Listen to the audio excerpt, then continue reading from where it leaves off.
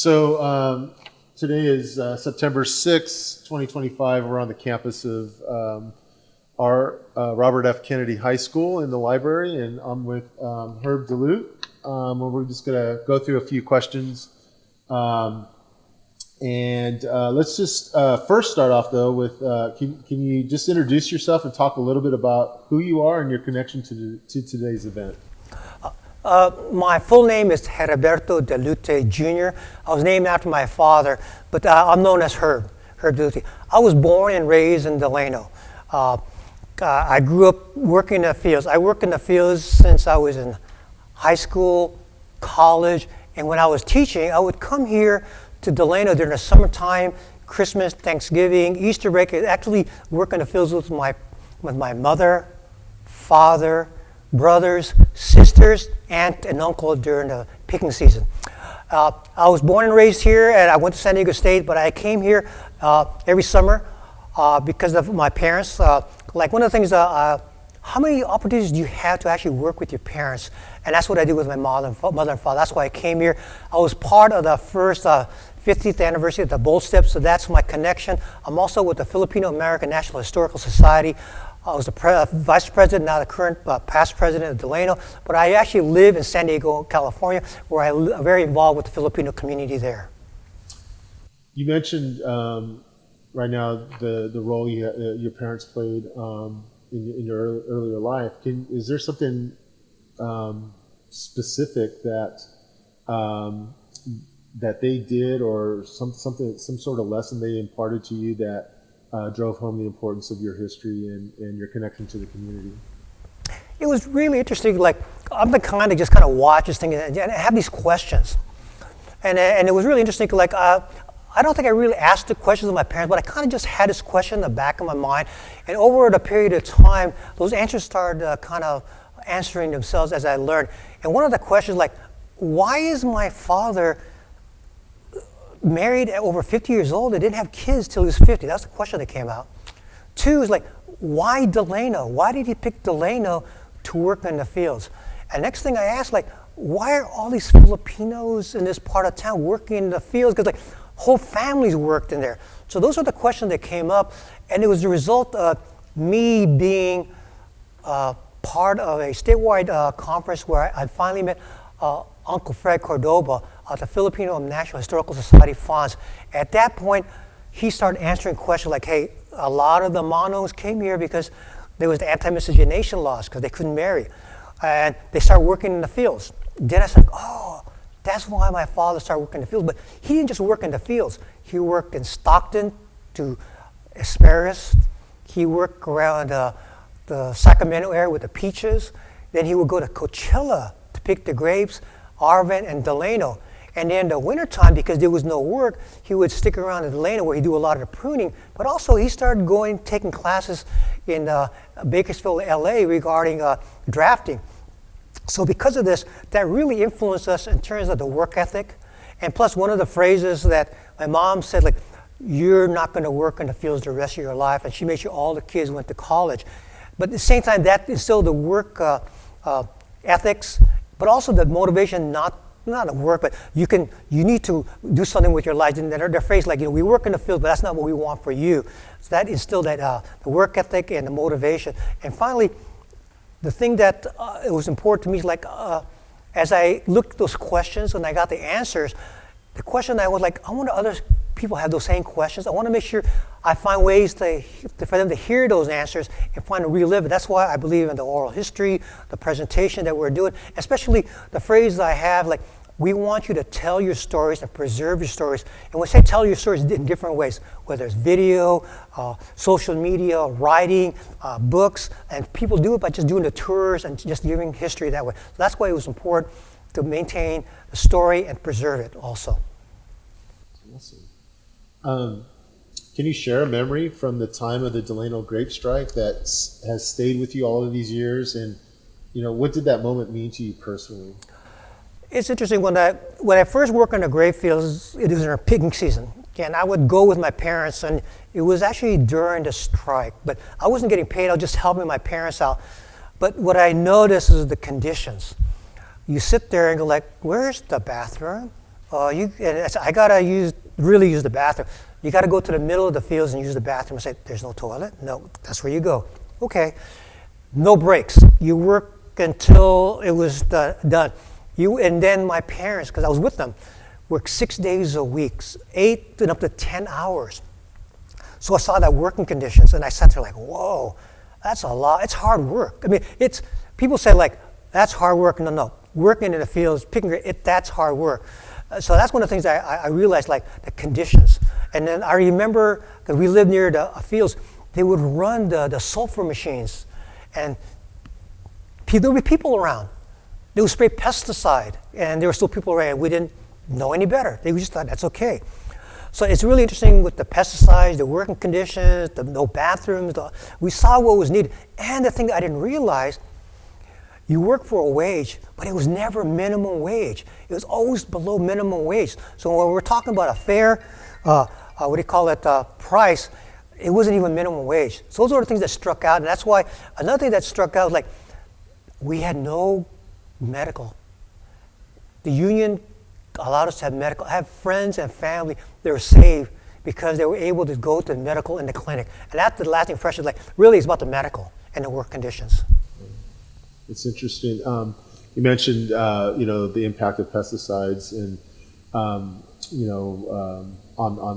probably on your daily work. What was a typical day like working in the fields for you? I'm going to share. No. I'm going to share what it's like because can you imagine like 5 kids getting ready to work on 5 teenagers. My dad would have lunch ready. Rice, adobo, ready to go for a family of 7. Wake up, everybody have breakfast. He had breakfast for us, and we would all load up in the station wagon. But my dad, he was kind of cool. He was like, oh, look at all these kids. We're going to stop and get donuts on the way to the field just for the sake of doing it. So we get out there, they load the car, we'll drive, pick up donuts, go to the fields, get there whatever time. They start at 6:37. We're there half an hour. You get there, then you have to get ready. You don't just start working because you get a bonus for every box that you pack. So you want to pack as many boxes as possible.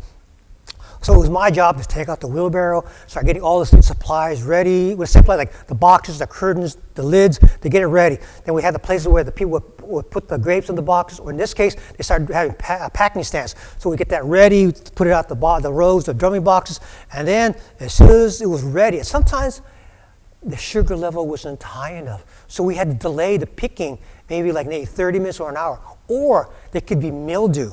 So there's times like you had to wait, and we wouldn't get paid for that. You had to wait till you actually start picking. So it could be the sugar level, the grape was not high enough, or there could be mildew, and they don't want that. They want it to dry before you start picking it. Then you start picking. The family would pick the grapes. I would go take the wheelbarrow, bring it back out, give it to my mom, and my sister would pack, fill the boxes, and I would stack them. Did that continuously the whole day. Then we start having breaks because of the union. They said, well, we don't want them to have unions, so we're going to put breaks. So they start giving us breaks. Then they said, we're going to bring ice. We're going to bring toilets because the union was pressing for those issues. And they said, well, if we have that, maybe they won't sign with the union. You see what is happening? Like they brought those conditions forward, so they start putting those things because I started seeing it happening in the fields. Typical day. 8-hour day, and if it was the height of picking season, you can work 9 to 10 hours, 6 days a week.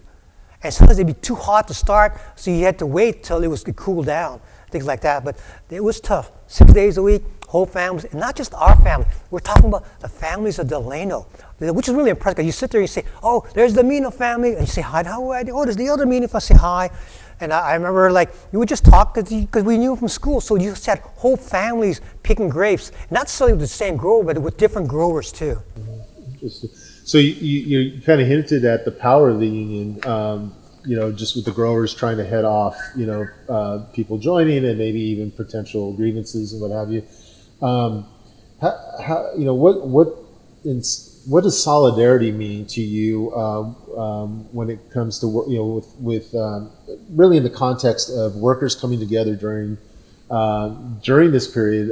Maybe even speak to how maybe events led to a strike, those types of things.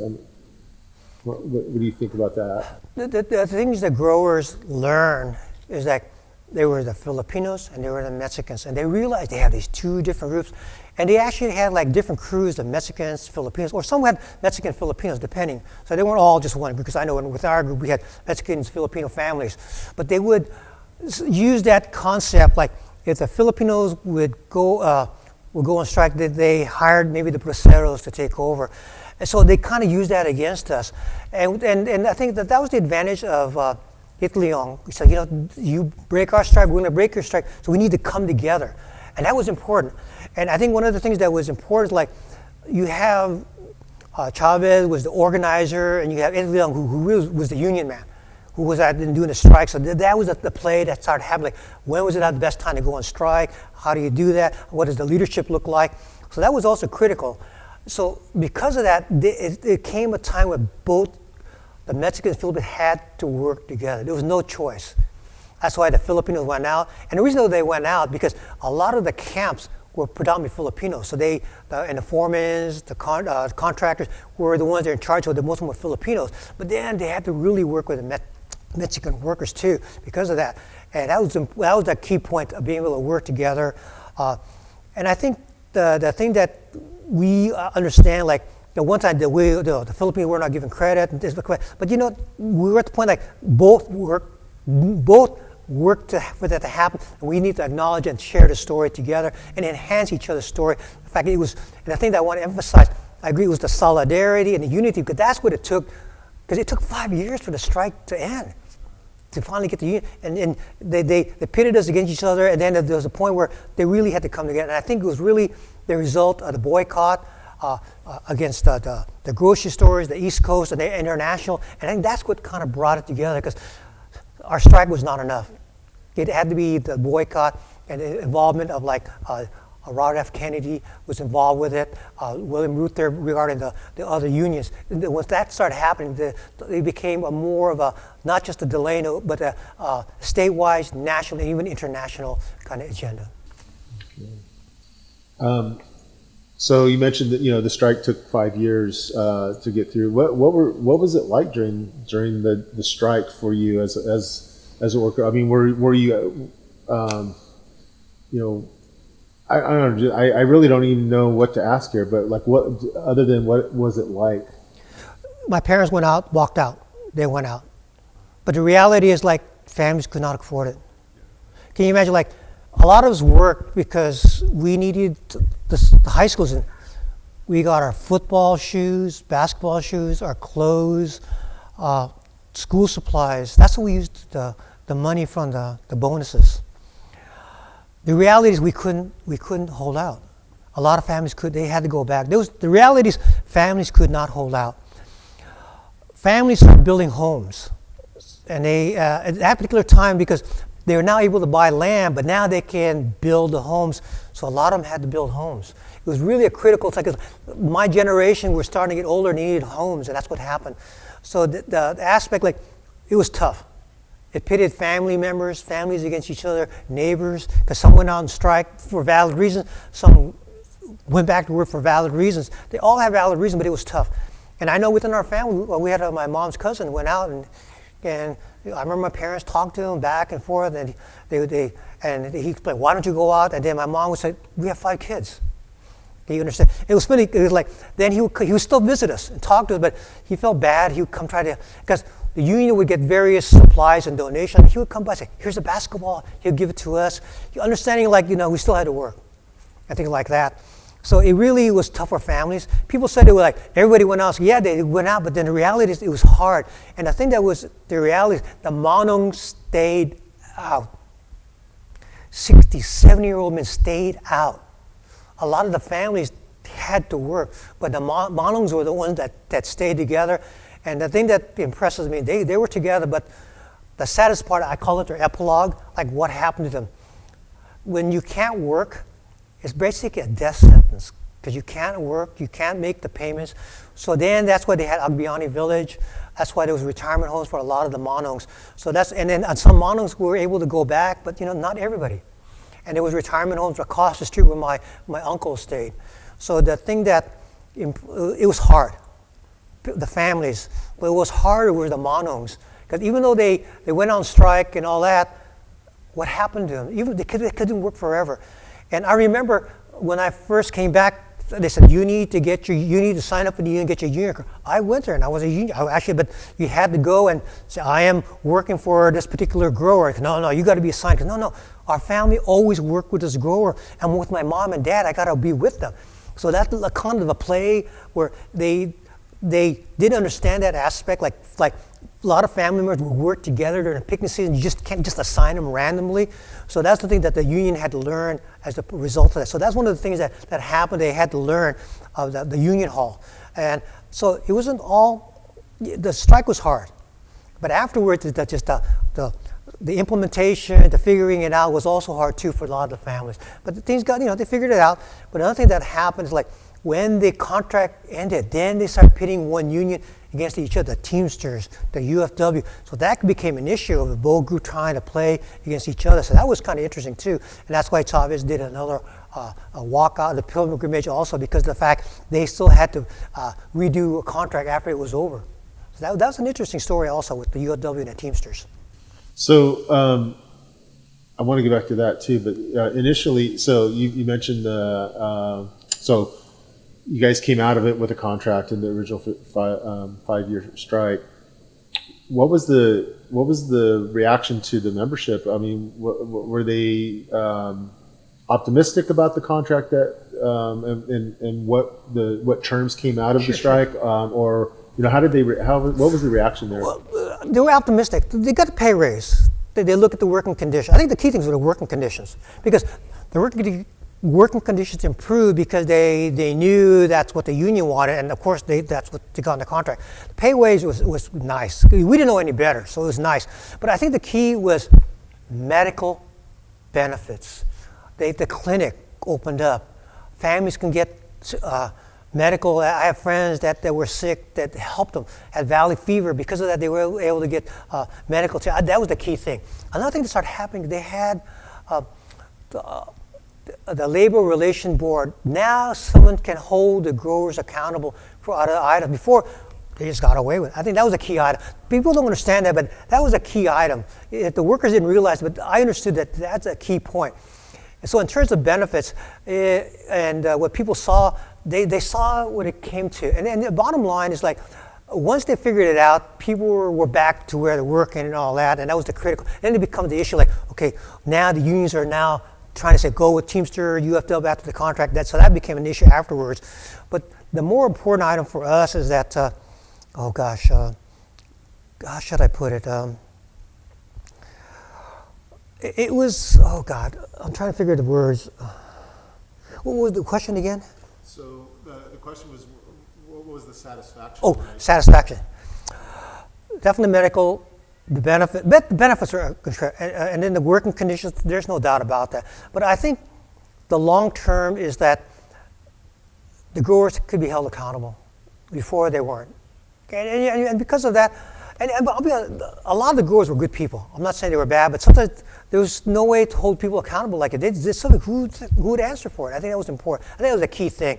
But to me, the big thing also was the benefits. Oh my gosh, that's one of the biggest things. Because of that, the benefits with the unemployment insurance, a lot of the people started staying in Delano. It became less migratory. So they started being able to stay and work, come back, and the medical benefits. That was one of the things that happened. I think,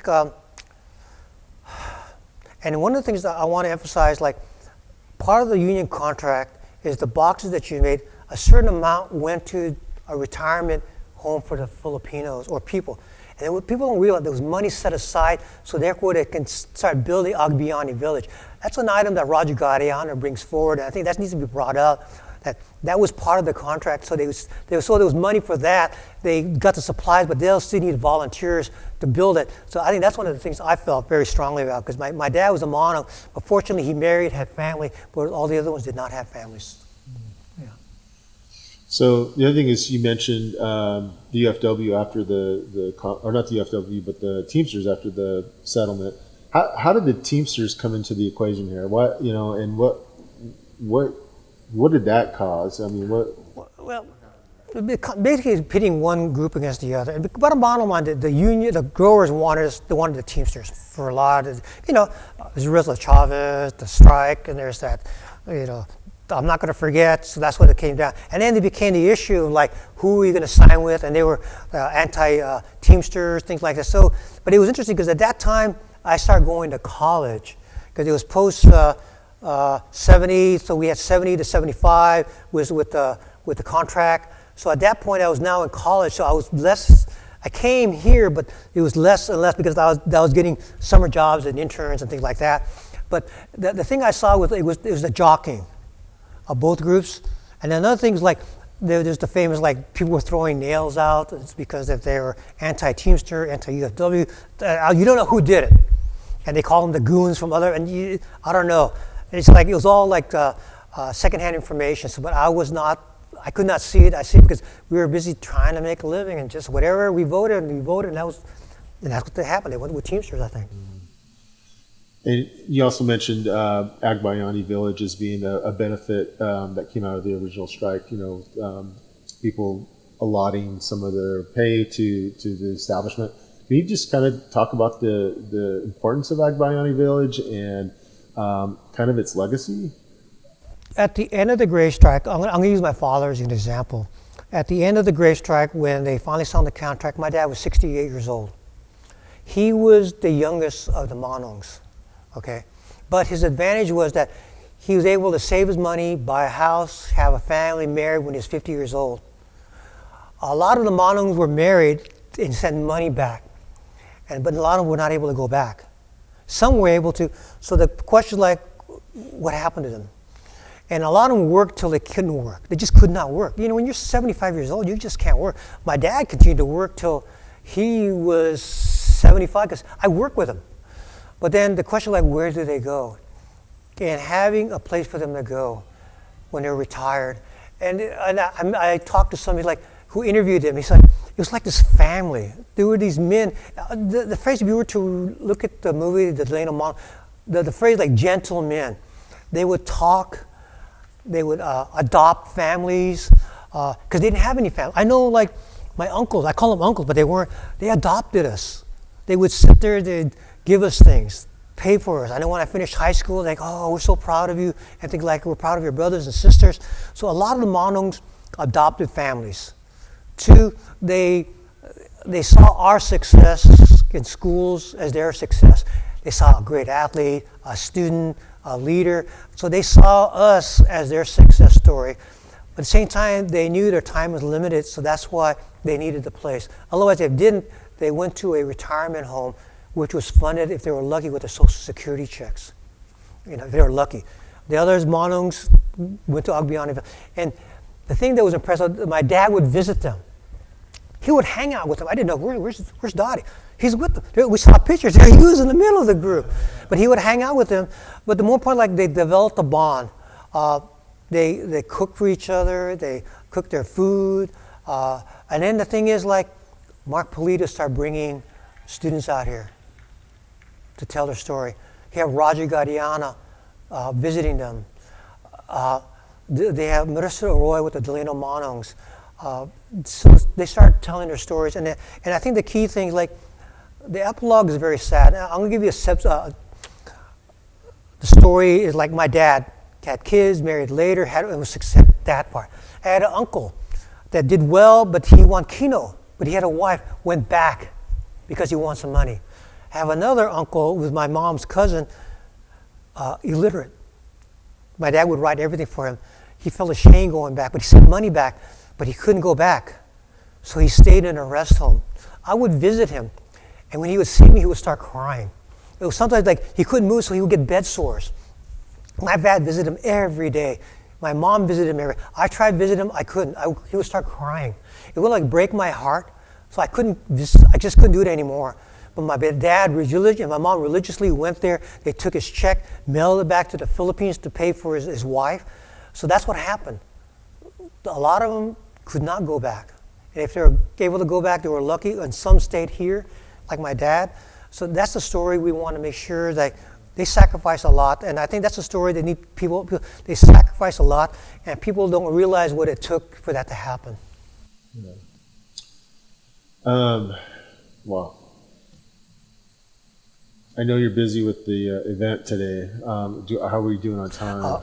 I got to make my rounds. Can I give you one more question? And I want to interview you again if we can do that. But what message do you have for the youth that are may not have much exposure to this history? What do you say to them? The phrase I have: if your mother's Filipino, your dad's Mexican, you're not half Filipino, half Mexican. 1 + 1 does not equal a half. You're full Filipino, you're full Mexican, period. The question I also pose to you is like, what does it mean for you to be Filipino? And your job is to find out the answer for yourself. And the way you find the answer is like, look up your history, interview your parents. If not your parents, your great-grandparents, your uncle, your aunties, your ate, your kuya, interview them to get the stories. When you hear the stories, find a way to preserve it and to tell it. But the more important item, like, it's not enough to tell the story, but listen to other people's stories. Because your story is not just the Filipino story. Their story is the Filipino story. And with this climate they have, people don't want to listen. So I want to emphasize the importance of listening to each other. I want to emphasize that. And part of the thing I believe in is like, what does it also mean for you to be a Filipino leader? That's what I ask the youth. And a leader can be with your family, with your classmate. It could be you with non-Filipinos or you with Filipinos. The question is like, how do you use who you are to create your voice, use your voice, and to enhance other people's voices. So I want to leave that. And that's what if you look at the program, I'm going to emphasize the stories, how to tell the stories, and why it's important to preserve the stories. And that's what, as I'm part of the Filipino National Historical Society Fonts, and it's really about telling your story, preserving your story, but also having other people share their stories also. Excellent. I'll come back again. Awesome. But I got to run. They want me all over the place, and that's why I got to text my sister. But thank you. Hey, Appreciate it. Thank you. I'll be back.